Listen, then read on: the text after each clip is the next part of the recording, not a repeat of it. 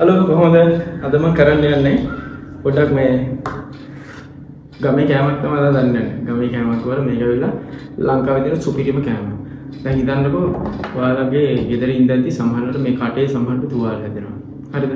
හැමේ සමහරවිට පොඩි පොඩි ඇලර්ජික් කරලා මේ හැම පුපුරනවා, තෝල් පුපුරනවා. ඒ වගේ අර හැමේ මේ ඇඟේ තියෙන සියුම් තැන් වල හැම පුපුරනවා සීතලට. ඒ වගේ එහෙම වුණාම ඉස්සර අපිට මතක කියලා දෙනවා අපිට කදර මුරුංග සම්බෝලයක් හදලා දෙන්න ඕනේ මෙයාට කන්න. නැත්නම් කදර මුරුංග හොදි හදන්න ඕනේ මෙයාට කන්න කියලා. ඒව දැන හිටින්නේ නැද්ද? එහෙම දෙයක් මේ කටේ තුවාලයක් වගේ ආවද ડોක්ටර් කෙනෙක් හම්බෙන්න අග්ගලා දුවලා ගිහලා බෙහෙත් ගන්න එක කරන්නේ. තිස්සෝ ඒව කරන්න යන්න එපා. ඔයගේ සයිඩ් ඉෆෙක්ට් ගොඩක් තියෙනවා. කොච්චර සුන්දර විදිහට අපි සල්ලි දීලා බෙහෙත් ගත්තා, සල්ලි නොදී බෙහෙත් ගත්තා. හරිද? බලාගන්න නිට්ටාවර මේක සුව කරගන්න පුළුවන් සුපිරි ඖෂධයක් මේක. මේක බලාගන්න. අපේ අම්මා පොඩි කාලේ මට දීලා තියෙනවා. තාත්තා එපා කියලා දීලා තියෙනවා. හැබැයි තාත්තත් කාලා තියෙනවා. මේක හදන හැටි බලා ගන්න පොඩි දෙනෙක් හදන්න බයයි. මේක හරියට හදාගත්තේ නැතිනොත් එක්ක තිත්තයි කියයි නැත්නම් මේක මැල්ලුම් හදලා ගාපුවම සමහර මේක තෙල් දාලා වේපුවම වෙන වෙන රෝග ආබාධ එනවා කියලා හැම කියනවා. ඒ ඔක්කොම කියලා දෙන්න. අද හදන්න යන්නේ අතුරු මුරුංග කොළ හොද්ද. කාලා බලමුද? ඉස්සලා ආදරෙමුකෝ. අපිට ඕන වෙන වෙලෙට මෙන්න මේ වරු ටික. මේ ටික තමයි අපිට ඕන වෙන්නේ. මේ වගේ මැටි 40ක් ගන්න ඕන. හරිද? මැටි 40 හොඳට හොදලා ගන්න. පියනකින් වහන්න පුළුවන් එකක් ගන්න. හරිද? ඊට පස්සේ අපිට ඕන හොඳට සෝදලා පිරිසිදු කරගත්ත කතර මුරුංග කොළ. කතර මුරුංග කොළ වලගේ ගෙදර වත්තේ සමහර ගහක් තියෙන්න පුළුවන්. නැත්තම් කඩේ යන්න තියෙන වෙළඳ පොලෙන්. නැත්තම් පළතමානකට ගියොත් කතර මුරුංග පැලයක් තිබ්බොත් පැලයක් ගෙනාලා මල් පෝච්චියක හරි කමක් නැහැ ඉන්දලා හදා ගන්න. සරින් සරිය හදිසියට ඕන මේ කතර මුරුංග මිටක් ඒ ගහෙන් කඩාගෙන අරන් ඇවිල්ලා මේ විදිහට හොදි හදලා කන්න. ඔය තියෙන පොඩි පොඩි රෝගාබාධ ගොඩක් සුව වෙනවා. මේ කතර මුරුංග කියන්නේ විටමින් අධික. කල්නිච ලවණ මොනවද ප්‍රෝටීන් ඉතාමත් අධික සුපිරි කෑමක්. සුපිරි ගුණදායක කෑමක්.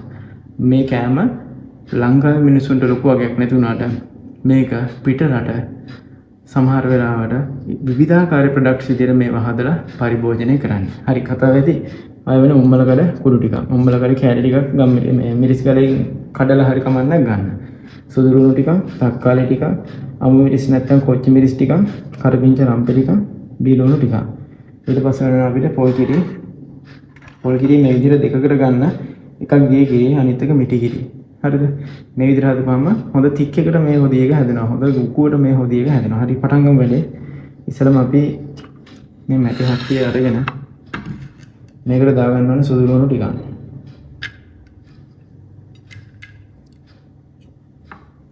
ඊට පස්සේ බීලුණු ටිකකුත් දාගන්න ඕනේ. බීලුණු ටික වැඩිපුර දාගන්න සුදුරුණු ටිකක් දැම්මම කමක් නැහැ. ඊට පස්සේ මේ කරපිංච රම්පෙ ටිකක් දාගන්න ඕනේ.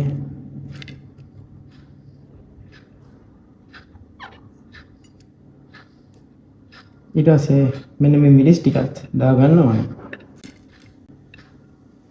මේ තක්කාලි ටිකක් දාගන්න ඕනේ. ඊට පස්සේ මේ උම්මලකඩ කුඩු ටිකක් දාගන්න ඕනේ. තව අපි දාගන්න ඕනේ මේකට ගම්මිරිස් කුඩු ටිකක්, අමු තුනපහ ටිකක්, කහ කුඩු ටිකක්. මෙන්න මේක නම් බොහොම පරිස්සමෙන් දාන්න. රස අනුව මදි වුණොත් ආයෙ දාගන්න ඕන දුඩුණු. මිරිස් කුඩු ටිකකුත් දාගන්න ඕනේ. හරි. දැන් මේකට අර දී කිරි ටිකක් තිබ්බනේ. හේ දී කිරි ටික දාලා ඉපේ දීලා හොඳට නටව ගන්න ඕනේ.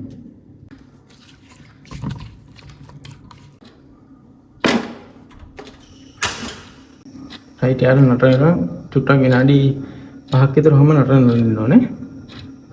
හොඳද?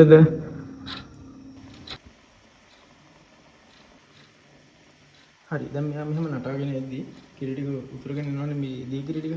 අපි මේකට දානවනේ මිටි කිරි ටික. මිටි කිරි ටිකක් දාලා එයාටත් හොඳට නටන්න දෙන්න. එයාට හොඳට නටන්න දෙන්න.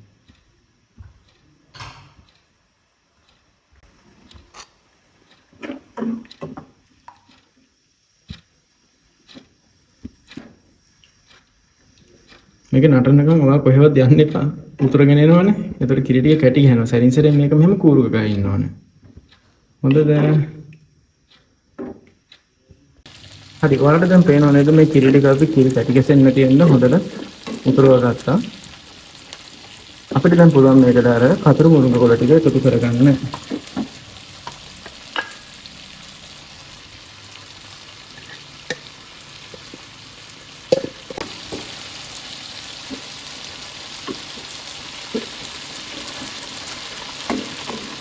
මේ විදිහට කතර මුරුංගා කොළ ටික එකතු කරගෙන විනාඩි 3-4ක් ඉදෙන්න අරින්න දෙපෙම තියන්න.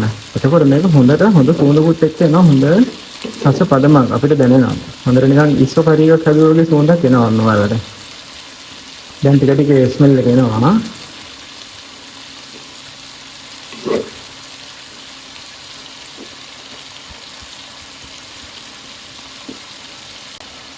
හරි. ඔන්න අපේ කතර මුරුංගා කොළ හොද්ද කතර මුරුංගා කොළ මාළු ව්‍යංජනය මේ විදිහට සාදානියම කර අවසන් ක්‍රීපෙත් කළුණා. ගණන් යන්න ඉපෝ ඔය වගේ පොඩි පොඩි අතරට බෙවෙනවා. ඉතින් මේක අපිට පුළුවන් ලිප ඕෆ් කරලා විනාඩි 3-4ක් මේ වගේ තියනකම බහලා තියන්න. හැබැයි ලිපෙන් බාන්න ඕනේ.